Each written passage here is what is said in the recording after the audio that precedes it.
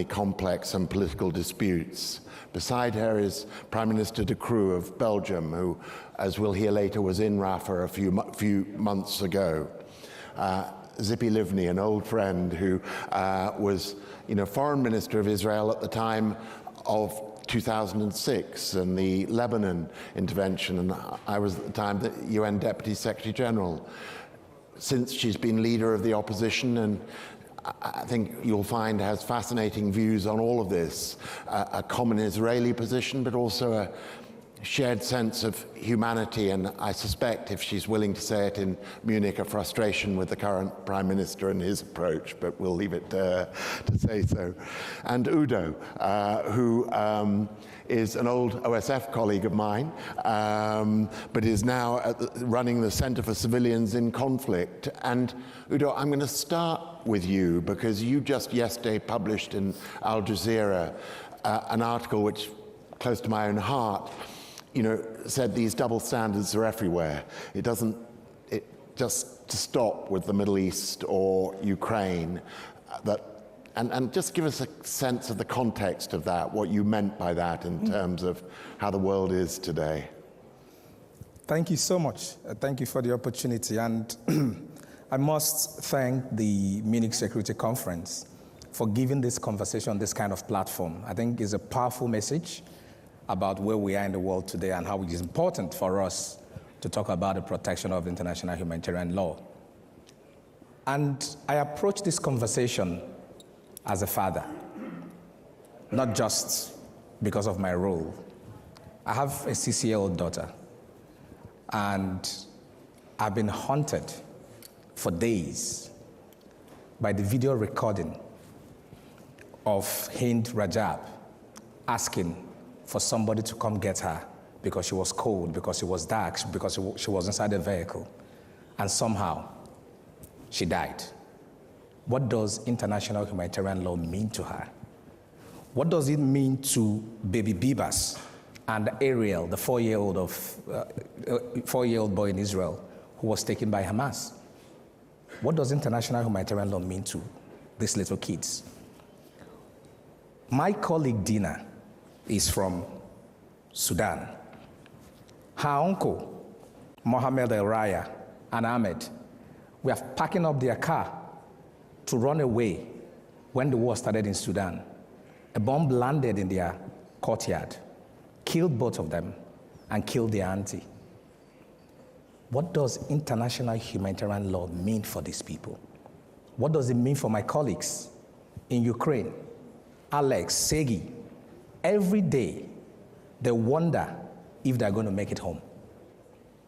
And international humanitarian law is only as good as its implementation. It's a wonderful set of rules, but the implementation gives meaning to it. And I start this conversation this way because I don't want us to feel like we're going into a legal argument or we're going into an academic exercise. We're talking about people's lives. And funny enough, the way the world is going, every one of us in this room could today be a civilian in conflict, in a conflict area. And we need to have a system that protects all of us. And so to that, I have 4 points to make on this conversation. 1, the moment, or rather the behavior of political expediency trumping the principles and the sacred nature of international humanitarian law undermines that system completely. If we are going to have a system that works, we need to apply these rules for everybody. Same standard for everybody. The color of skin, nationality, or affiliation should never be a determinant of how the world responds when these rules are breached. The man holding the gun or the woman holding the gun, the color of their skin should not excuse their action. It has to be the same rule for everybody. It has to be the same enforcement for everybody. If we elevate these principles of both politics, perhaps it will have meaning. But if we keep this behavior of a la carte application, what works for me when it works for me, then we are creating a system that can endanger all of us. The second point is that claim to global leadership should be dependent on modeling good behavior and protecting the system of international law. Countries across the world, everybody wants to be seen as the good guy. Every country wants to be the powerful country. Let that power draw from your modeling of good behavior, ensuring that you are protecting the system. And to this point, I speak directly to the members of the Security Council. As much as every country has a role in protecting international humanitarian law, members of the Security Council have even a higher role of protecting that system. They have not played that role in good faith. Be it in the aggression in Ukraine, be it the equivocation in Gaza, be it the lackluster approach in Sudan, or the amnesia in Somalia. They have not shown themselves to be good faith protectors of the system. And if they don't protect the system hollows out. So to whom more is given, more is expected. Finally, the notion that international humanitarian law is a Western construct doesn't hold. It is a set of principles for which all countries signed up to. Is also one thing we can all agree on: protecting the dignity of the human person, protecting civilians in conflict situation. And so, Africa, Middle East, and I speak of Africa, they need to shape up and do a bit more in ensuring that these principles are protected, that civilians are protected. There is no night in Cape that is going to come to solve this problem for us in Africa. We need to do it ourselves. And this means we need to support the system of accountability, the International Criminal Court. This also means that the world together need to rethink the historical injustice and colonialism that has influenced this structure of international criminal justice, and make sure that it's inclusive, that there's a balance, and that every part of the world is represented and respected in that system. So it becomes a credible platform that is not just credible, but also acceptable and effective. I'll stop here for now. Thanks, Udo, very much. And you framed it, just as I hoped you would, as a wide issue. But let's hone in for a moment on the Middle East. And Prime Minister, you were in Rafah a few months ago. You called for respect for the ICJ judgment. You know, we are at a time when nearly 30,000 lives have been lost in Gaza, even though it follows on the heels of an absolutely appalling and grim Hamas attack on Israel on October the 7th. When is enough enough, and how do we stop this sort of apparently indiscriminate killing of civilians? And I think it is worth saying, just to build on Udo's point, the last 2 years have been the most violent in terms of civilian deaths since the Rwanda genocide. We're living at a moment when the sort of rules of law as regards civilians seem to be breaking down everywhere, not just the Middle East, but much more widely. Prime Minister. Indeed, as you say, not just in the Middle East. I think what differentiates us as liberal democracies from tyrannies and dictatorships is that we do respect a set of fundamental rules. We do respect democracy, we do respect the rule of law, and we do respect international humanitarian law. And I think if we start not doing it, then we lose our moral voice. And what I said in Rafah was that Israel has a right to defend its population against a terrorist threat, and has a right to have security guarantees. But we're now 30,000 civilians deaths down the road, unfortunately, and it needs to stop. And I was in Rafah 3 months ago. At that point, I said, can we liberate the hostages and have a ceasefire? I think today, the only thing you can say is have a ceasefire right now and liberate the hostages and get around the table and work on a two-state solution. And a two-state solution is the only answer to the legitimate requests on both sides, which is the inhabitants of Palestine, a perspective on freedom and a perspective in life, but also the pertinent request from the Israeli population to have enough security guarantees in their lives. I mean, both requests are legitimate requests. That can only stop if the feeding ground for terrorism is stopped, and there's multi-dimensions to that. But there's not only a military solution to that, a civilian solution to that is necessary as well, which means a leadership in Palestine that is a real partner in building peace. And I think that today, as an outsider, this notion that there would be double standards is a very dangerous one. And we've always been very clear. Human rights, there's no cultural relativity to human rights. And at decisive moments, I think what you can expect from liberal democracies is that they take the necessary step to give the good example. If at a moment as this we cannot give the good example, then why would we think that we still have a voice to listen to? Yeah, thank you. Tzipi, you know, I think we all want to see a diplomatic engagement. We want to see progress towards a two-state solution. Many of us regret that it sort of wasn't more actively pursued during, you know, the last couple of decades, frankly. But at the same time, I mean, you've come here, from Israel. I mean, your community, your population, your citizens, you know, are, I think, deeply traumatized by this. And on the other side, Palestinians are also traumatized by what's happened to them. And so, you know, I know you will want to speak to the Hamas issue, but it'd be great if you could also share with us how on earth we build back a dialogue, not between international diplomats, you know, who obviously we all want to see an engagement, but amongst these two nations or communities. I mean, how on earth do we get it back to a place where there are peacemakers on both sides? As you said, I am frustrated. I'm frustrated because the situation, the realities, were that Hamas terrorists entered into people's home, massacred, killed, raped, cut organs, made crimes against humanity, kidnapped, and we still have hostages in captivity, while on the other side, and you have a democracy that is acting in accordance to the international law. The situation is very complicated.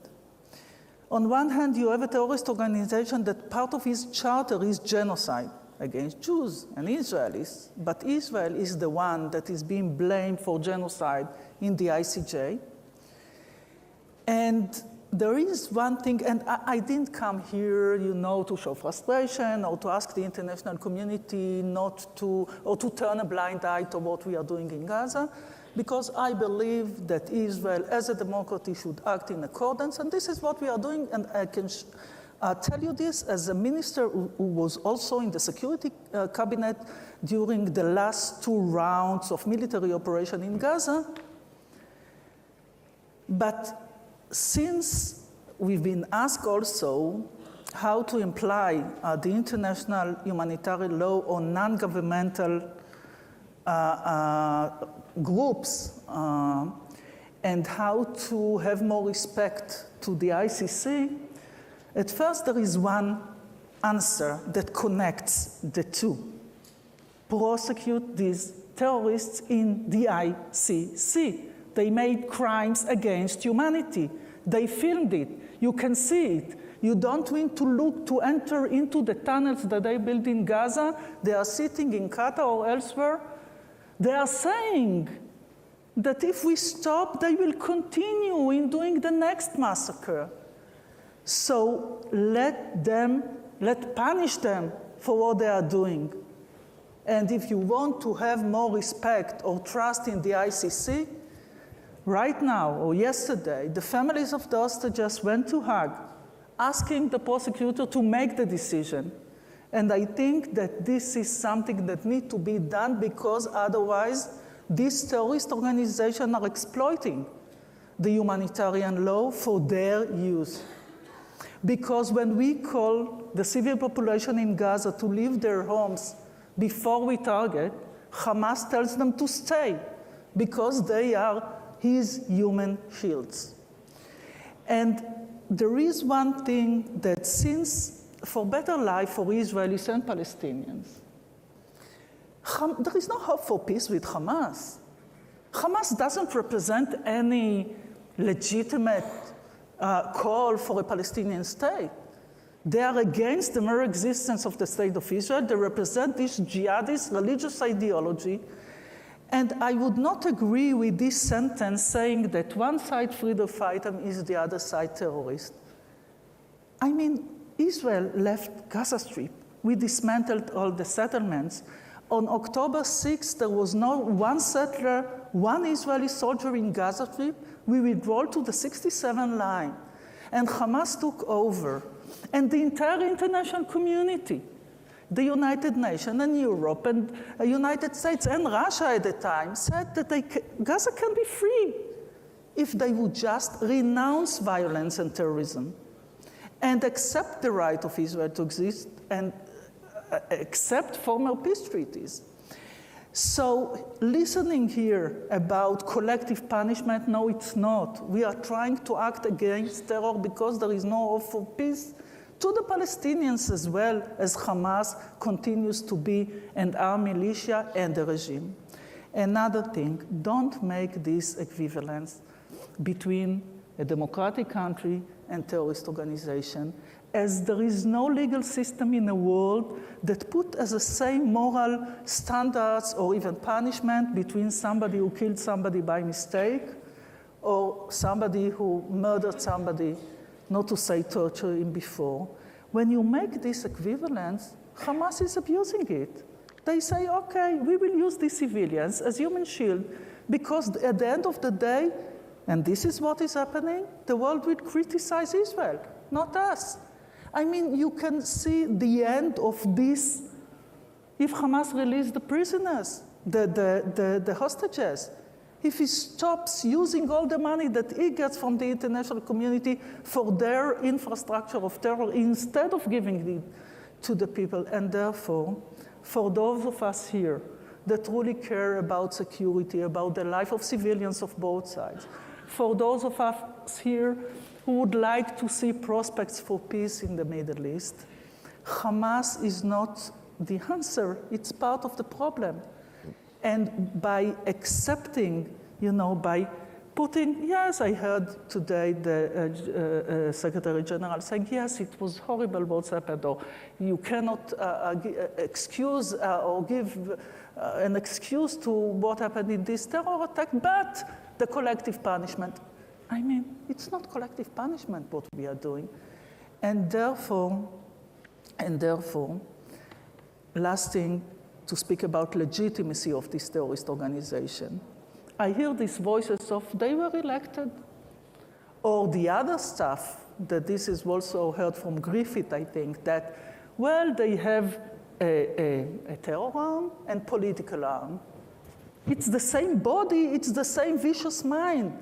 You cannot legitimize these kind of horrors by saying that they have a political branch. These political leaders are now discussing how to get more terrorists from Israeli jail by releasing the hostages that they kidnapped, or their other arm kidnapped from their homes.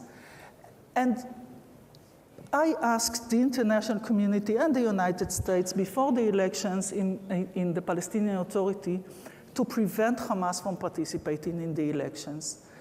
I mean, before this kind of jihadist group abuse democracy for their own need by threatening their own people, they need to choose between bullets and ballots. But Tzipi, if I may, just this can be the beginning of a change after all these horrors, maybe, if we take the right moral stance, according to the international law, but apply them also on these terrorists. Just a quick one, because then I do want to turn to Mirjana. But I think nobody in this room, I suspect, is guilty of actually thinking there is an equivalency between Hamas and Israel. Israel is a democratic state.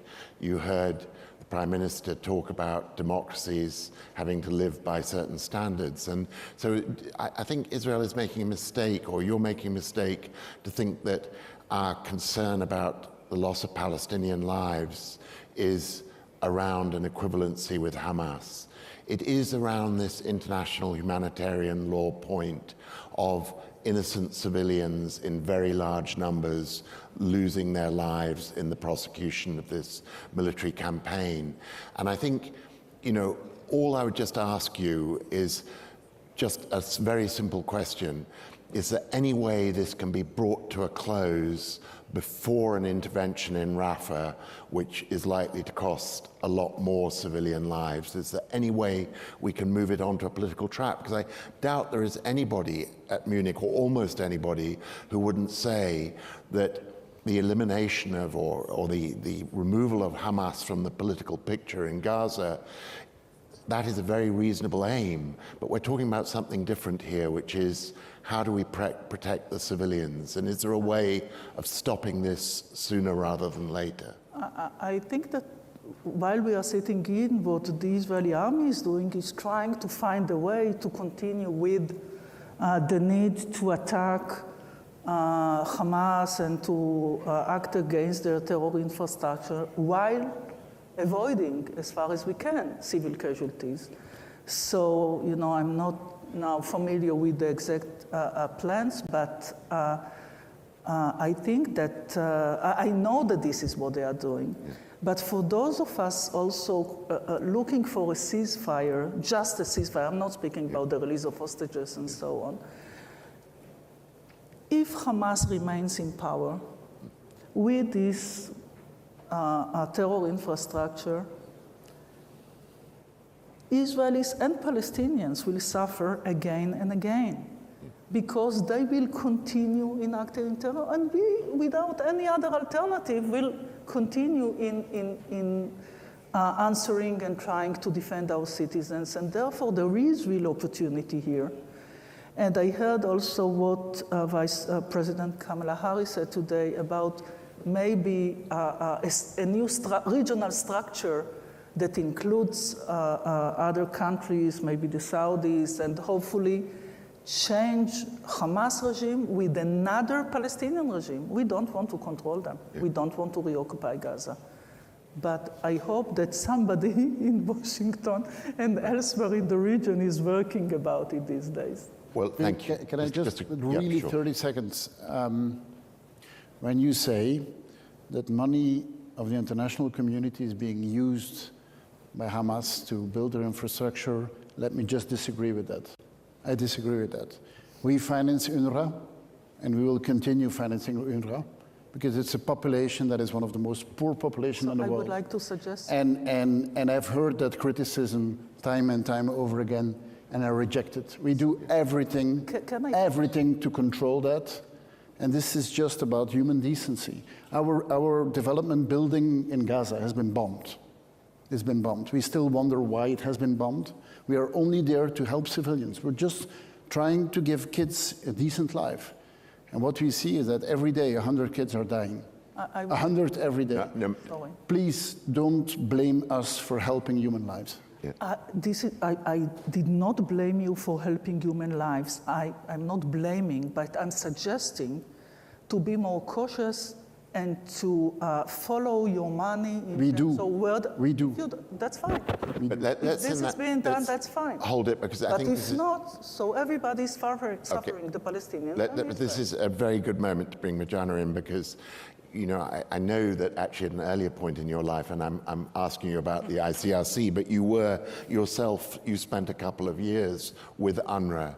And so you had a whole career around this issue of how do you protect the neutrality of humanitarian operations in the midst of exactly these kinds of political disputes where the non-political nature of humanitarianism is challenged. And, you know, I've just watched so many times those Red Cross vehicles going places we UNers weren't allowed to go because you did have the trust of both sides. it must be getting harder and harder. Thank you, Mark. This is not an easy time for the International Committee of the Red Cross. It is also not an easy time for me as the president of the institution, which is 160 years old and which will hopefully continue for 160 years. But forever, we have been criticized for our neutrality, for our confidentiality, and for not taking sides. Now, it is very natural for parties to a conflict to take sides and to want to protect their citizens and to do their utmost to protect their citizens. And because that is the case, states came together and created the ICRC because they knew that they have to have this neutral intermediary. But what states also did, based on the experience of the Second World War, is created 4 Geneva Conventions. And this is where our mandate is anchored. And I think Udo said it in the beginning, the Geneva Conventions have been ratified by all states. It's a joint responsibility. And armed groups, and we have a dialogue on IHL with 250 armed groups around the globe. We don't qualify them. We engage with everybody who bears weapons and has power and has the power to influence those who bear weapons to comply with international humanitarian law, because everybody is bound by them, and because everybody who has influence on a party to a conflict is bound to make their utmost to ensure that IHL is implemented. Now, the Geneva Conventions constitute the strongest international consensus. The underpinning principles, and the key principle is preserving humanity at all times to keep that pathway back to peace. To preserve that principle, you have to, reduce harm for civilians and reduce harm for non-combatants. Now, you can do 2 things. You can follow the letter of the law. First of all, you can, as a leader or as a party to a conflict, you can decide to completely ignore them. You can say, we don't consider ourselves bound by it. We're just not going to follow the rules because war is not a lawless space. Or you can hollow it out by working around it for as long as you can, saying, I'm complying, I'm doing my utmost, but still we see enormous amounts of casualties. But you would still be following the letter of the law, and we will not be able to contest any of that. Or as a political leader, you can say, we follow not only the letter of the law, but also the spirit of the law. And the spirit of the Geneva Conventions is not only to preserve humanity, but it is to limit, as far as possible, harm on civilians and non-combatants, prisoners of war, hostages. I mean, it's all, taking hostages are violations of international humanitarian law. Mistreating prisoners of war or detainees are violations of the Geneva Conventions. But again, you can be compliant, or you can follow the spirit of the law, which is preserving humanity, and you can go even further in acknowledging that preserving humanity means recognizing that you can't put civilian lives on a human scale, that there is the fundamental principle of equality that applies, and I think you have been speaking about this as well, which says, any civilian life on any side of the conflict deserves the same treatment and protection provided and ensured, implemented by states parties to a conflict and by enabling humanitarian actors like the ICRC to operate. why did we create the Geneva Conventions? It's because we had this experience of dehumanizing the other and of accepting the fact that victory at all cost is legitimate, but we all know that it means accepting that you accept the extinction of the other at the end of the road, if that is necessary for a victory at all cost. And this is what we stand against. This is what the Geneva Conventions stand against, to prevent that from happening again. In all places of conflict, I'm not speaking about Gaza, because we work in 100 situations of conflict, and war is ugly everywhere. And there are civilian casualties everywhere, and everywhere they have to be limited at its most. Now, it's a political decision what implementation of IHL means to you and how far you're willing to go to implement and ensure implementation and use your influence to ensure implementation of IHL. And where that threshold is of human suffering that you as a human being, not only as a political leader, are willing to accept.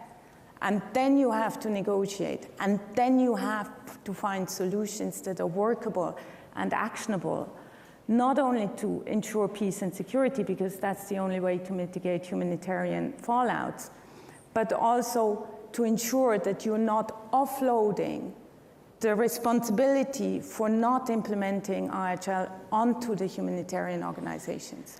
Because we can only do so much as the size of the space that the parties to a conflict and those who can influence them allow us to occupy.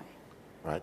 Mm-hmm. Thank you. Thank you, if we may stop there, because I think it's time to bring in an audience which I'm sure sees the sort of passions and issues which are getting raised here, and who would, questions? Sir. I'm from Bangladesh. Wait. Hold on, we'll just bring you a microphone. Especially counterinsurgency and counterterrorism. And I fully support 90% of what the ex-foreign minister of Israel has said. I've forgotten your name, sorry. Or I might pronounce it differently. That's why. In fact, Hamas, what is Hamas or who is Hamas? It's not an individual.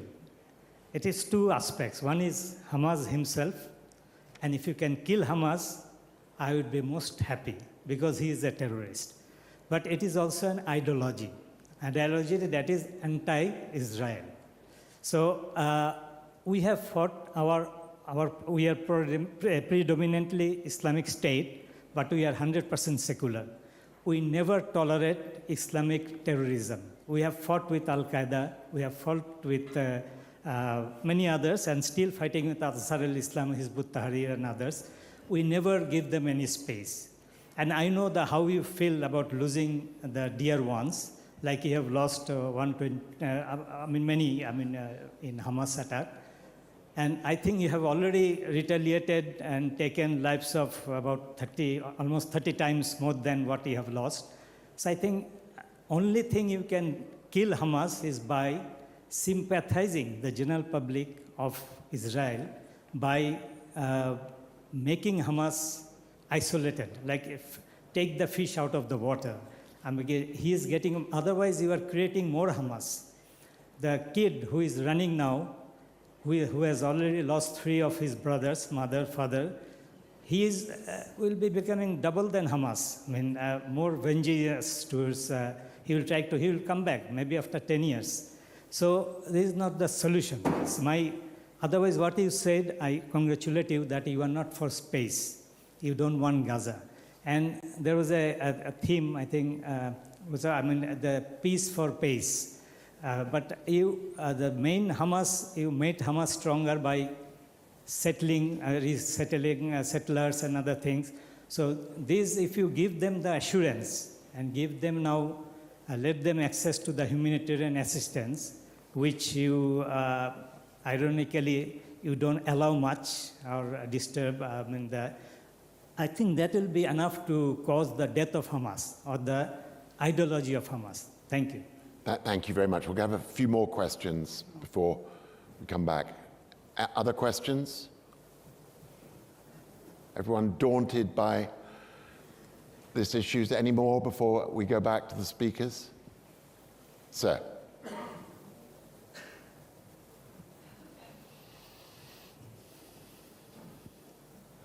If the Geneva Convention is not being respected, what are the options? So should we be looking at amendments to the Geneva Convention? Because I understand there is no room for punishment. So if a country doesn't follow after having signed or be a signatory to the Geneva Convention, how do you rectify that? And are there instances of action being taken on countries who haven't delivered and lived up to their obligations? Thank you. Very good questions. Back there. Well, one immediately behind, and then over there. We'll come to you next, ma'am. Thank you. Gustavo from Colombia. I have a general question, sort of as a matter of reflection. Whenever I hear these conflicting perspectives between the developed world and the developing world, that could also apply to my country, the biggest doubt that comes to my mind in terms of counterterrorism is if this situation, sort of what's going in Colombia, what's happening in Israel, regardless of my personal position, would Europe's position be the same if it were happening inside its country? I feel like many times it's easy to predicate a standard that in practice is very hard to apply. And this relates to, again, what's happening in Israel and Colombia. But I would ask you to just to try to think if what's going in Israel or what's going in Colombia right now were happening in Belgium, in France, in Spain, do you actually think that in practice you'd be able to stick to those principles that are so actively defended abroad internationally and are part of the agenda today? Mm-hmm. Very good questions, all. There, yeah. Thank you. Sana Mandolini from the International Civil Society Action Network and the Robert Bosch Foundation. I'm slightly worried that history is starting on October 7th. History didn't start on October 7th. There has been systematic violations and violence against Palestinians for many years. So the efforts of the last 30 years of trying to get us to a two-state solution are really what led us here, because we didn't look at the populations, whether it's Palestinian or Israeli. We didn't really look at how the people should live together. I'm just curious, at some point this violence is going to have to stop. People are going to have to live together. And if we go back down the path of bringing small groups of politicians together with the American interlocutors or whoever they are, it's not going to end. What we need is a people's peace process and two parallel processes in Palestine and in Israel to come to terms with what's happened, to mourn, to have the psychological, emotional, and the vision of the future that they want. And I'm just wondering, what's the appetite for that? And is there a willingness to work with peace-building organizations and those of us who are thinking about these things holistically? Because the last 30 years gave us where we are now. Thank you. Thank you. One last one, Nicola Reindorp in there. That working, yeah. Nicola Reindorp, Crisis Action. I started my work in the wake of the Rwandan genocide and have spent 25 years campaigning for the prevention of atrocities. And every minister, every government minister I've ever met believes fundamentally that every life is equal. Every diplomat I've ever met has always said we uphold the Geneva Conventions, the importance of those rules. We know in our hearts, as Udo said, our children, we want for our own children what we want for others' children. And yet that challenge, or we doubt if it was on our doorstep, would the same decisions be made? Do we uphold these rules? So I guess the question, particularly to the politicians on the panel, what is it that we can do to make it politically easier? We know for our peace deals that it requires forgiveness, acceptance of the other's point of view. We know that's how peacemaking happens. So what do we do to make it easier for the politicians to show the political courage to recognise, not, as Prince Zaid, who's also here, that we tribalise our pain and focus on our own hurt, but actually to recognise these rules that are the mark of our equality, that are at the heart of our security, not the optional extra for us to regard when it suits us.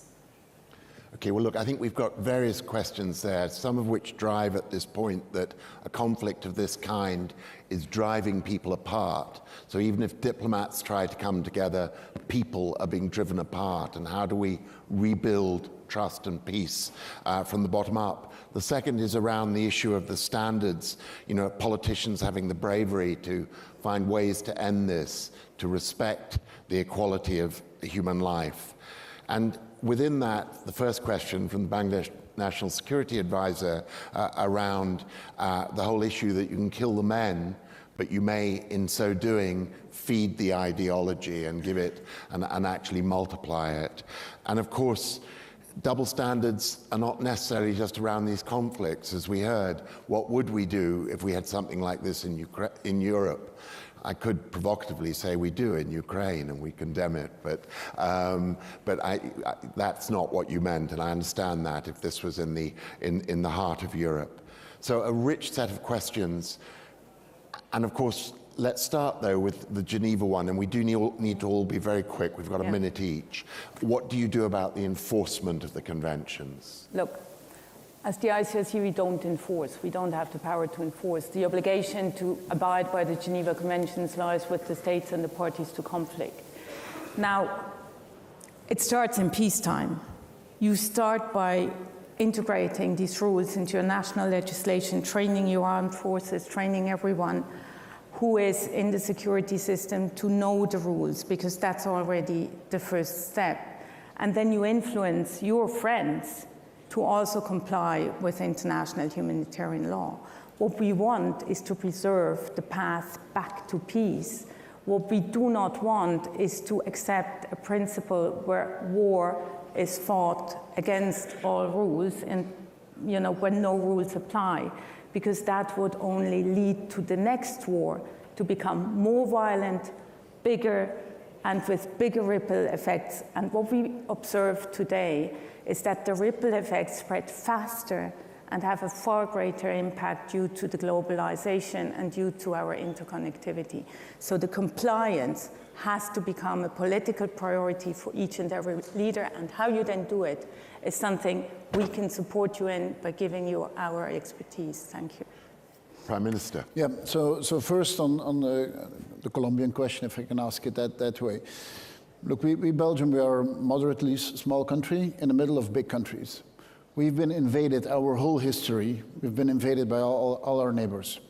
If there is one country that knows what the value is of international humanitarian law, I think we are one of them. And that's because of our history. Now, fortunately, we've lived 3 generations in Europe without war. The whole endeavor is how do we live a 4th and a 5th generation without war? And we will need a lot of unity between European countries and also within NATO to preserve that. Now, what would you do if something would happen? It's hard for me to imagine what happened in Israel because of the scale, because of the atrocity. So it's hard to put myself in that situation. Unfortunately, we've had terrorist attacks on a smaller scale, but we've had them, and we did apply the rule of law, and at some point we had to organize the court system for that, and the defense said that the persons that were being judged were not being treated in the right way, and we did adapt. And a large part of the public said, why are you doing that? Why are you spending all that money? They killed people, and they did. I mean, the judge decided on that. But we did everything to respect the rule of law. And that brings me to the second question on what can you do to make it easier on us. That's what you said. Look, there's books, I would say libraries written on capacity building and education and a lot of lingo, if I can call it that way. In the end, it comes back to political will. And in the end, it's about personal leadership. Is this about politics or is it about humanity? And to me, politics and humanity is not opposed one against the other. And I think, as I said, that's what differentiates us. Liberal democracies who do respect the rule of law with autocracies. And you have to prove that every day. And I think this is one of the ways of proving it. Tzipi, we're into overtime, so as briefly as you can be, and then Udo. Firstly, I agree that it's a matter of leadership, because those speaking about this ideology, and Hamas is not just an organization, but also an idea. Nazism was an idea. So the question is, what is the way you really educate your children, and what is the message that leadership is giving its people? But I want to say something also about Gaza. I mean, we left Gaza. I supported a disengagement plan. I evacuated Israelis who were born there. We decided to give them hope for peace. But Hamas doesn't represent, we have a national conflict between Israel and the Palestinians. Hamas doesn't represent this kind of solvable conflict. It represents just hatred. And therefore, I hope to see, since we tried everything, we left Gaza, we had some military operation that ended with hoped deterrence, but it didn't work, agreements with, it didn't work. So the only way to give hope for the future is not only to eradicate Hamas as a terrorist organization, but to replace them as a regime, as a government, with another Palestinian regime, because we don't want to be there, and Palestinians deserve a Palestinian regime that does not support terror, that does not educate for hatred, and realities are bad enough, so it's not just about education, but it's part of it. And saying something about convention, this is what I tried to say at the beginning. I mean, we are democracies, and we want to be part of the free world because we share the same set of values. Therefore, we also agreed and joined the conventions, and now we are dealing how to force countries to do this and that, while these terrorists, for them, it doesn't exist, this international law, and therefore its most important thing is to work together. And as I said before, I believe that it's important, but it is so complicated. As a minister who sat in the cabinet, and I can assure you that on each and every target, we got an approval from the Attorney General. And it is a very complicated situation, so I'm not saying, okay, so let's change the law, or we can do whatever, not at all. But I wish you can understand better the complexity of the situation. And just one last, before I left the parliament, I was the chairman of legal affairs and the connection also between the army and the law. And I asked, because there are those also in Israel saying that the international humanitarian law makes it more difficult to fight war. And as you know, there were those that wanted to change the judicial institutions in Israel.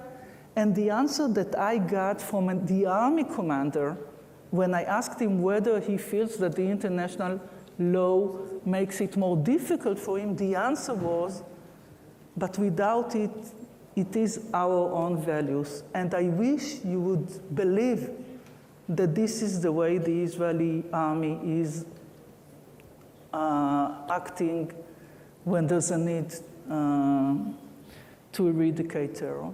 Thank you, Tzipi. Literally, Udo, and I'm really sorry, a sentence. I'm sorry. No, it's fine. I think my final word is that protecting this system is an enlightened self-interest. Yeah. Because nobody is immune from the danger of a global anarchy. Yeah. And that is where we go to if we continue this way. And at the end of the day, who suffers for it? Most of the conflict, 90% of casualties are civilians. Yeah. And that should worry all of us, because we could be one of those someday. Look, I think, thank you, and I think what we can all conclude from this is that peace and security in the Middle East, but many other places too, is going to be a long and arduous path. But by not applying international humanitarian law, it's harder and more arduous. It is critical, I think. And so, look, this has been a very rich and respectful discussion about very difficult issues that are. The organizers want me to remind you of several other sessions on the Middle East, which will come later. But for now, thank you to every panelist who's joined us today. Thank you. Okay, thank you. Thank you so much. If you have some time, we can... The microphone is still on. Ladies and gentlemen, the program in the main conference hall will continue shortly at 4:30 p.m. with the panel discussion From Pocket to Planet, Scaling Up Climate Finance.